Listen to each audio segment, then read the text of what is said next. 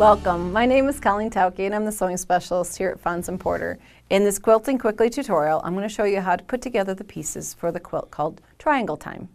If you'd like to purchase this pattern, please visit our website. Okay, we've got a great collection of kind of vintage looking dark prints and 2.5-inch strips. Then we've got some light 2.5-inch strips, and we're using this wonderful kind of antique gold is the background setting to make all those jewel tones really pop out. So what we're going to be doing is we're going to be cutting triangles from both of the dark and the light prints in a smaller version, and then a larger triangle from the background fabric. And I'm going to quickly move those and we will talk about the cutting. What we're going to be using is the Fons & Porter 60-degree pyramid ruler.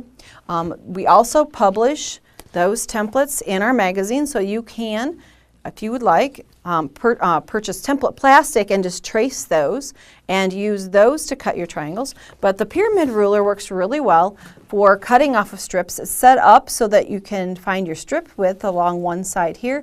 It will tell you the finished size of your pyramid shape down the center in the yellow dot. So what we're going to be doing is that we can take our strip. Let's do the large one first.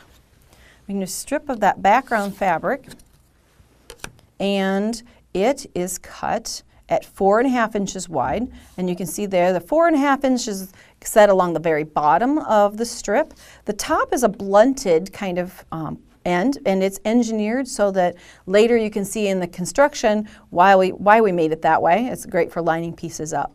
So we're going to go in and we're going to cut the triangles that are needed for kind of the background portion of this quilt. Cut here, and then I'm going to rotate this so I'm cutting from a safe direction.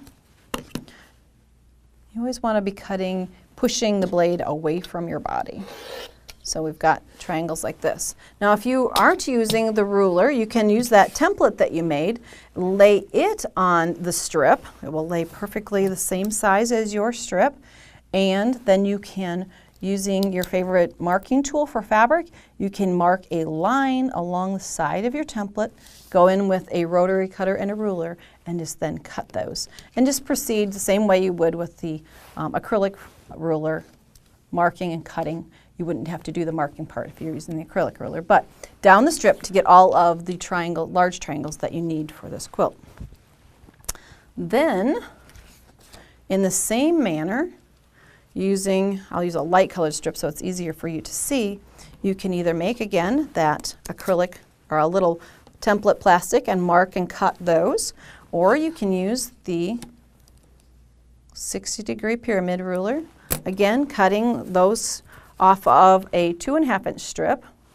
Keep me honest here. Strips we had were pre-cuts 2.5, so it lines up along the 2.5 there. The blunted end lines up with the opposite side of the strip, and we can cut those quite quickly.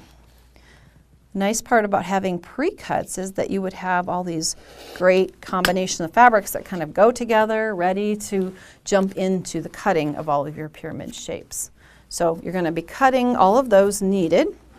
I've got some ready to go.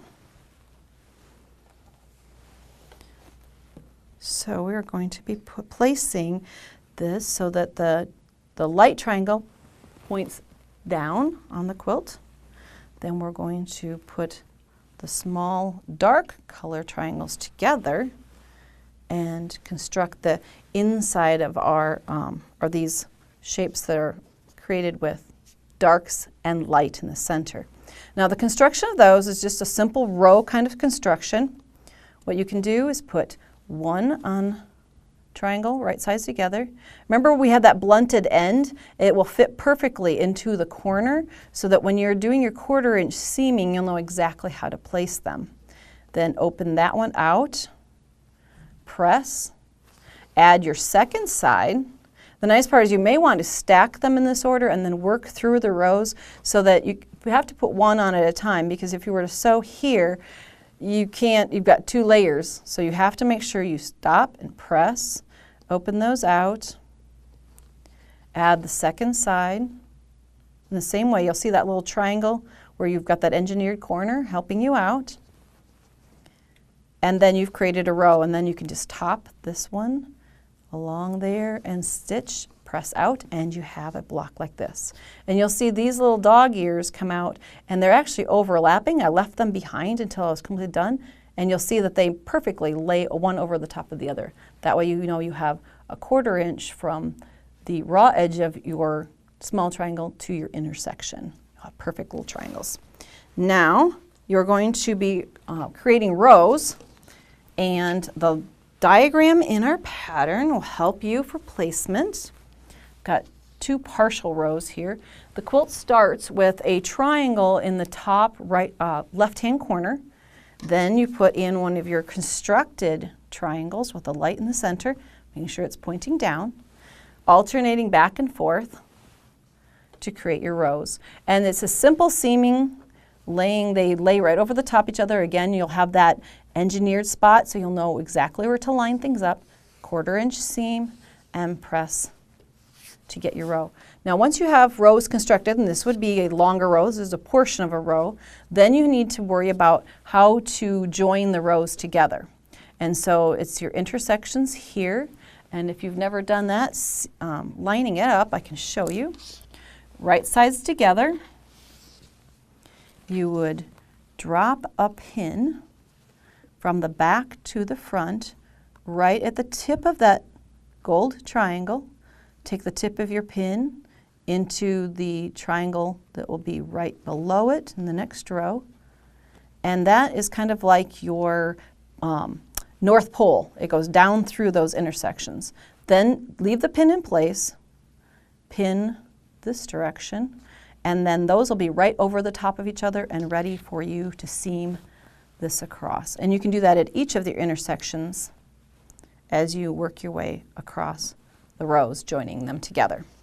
Once you have your rows joined, you're going to realize that you have triangles off of both the left and the right side that are sticking out. And you'll notice that in the diagrams. And we talk about how to go in and trim away just portions of those blocks. And you'll want to make sure that you get from your intersection here a 1/4 inch out from that, then trim that part away. So your quilt would be a rectangle when you're finished. We went in, just put a matching gold binding, and triangle time is ready for your use. If you'd like to see more of our Quilting Quickly tutorials, please visit our website. Thanks for joining me.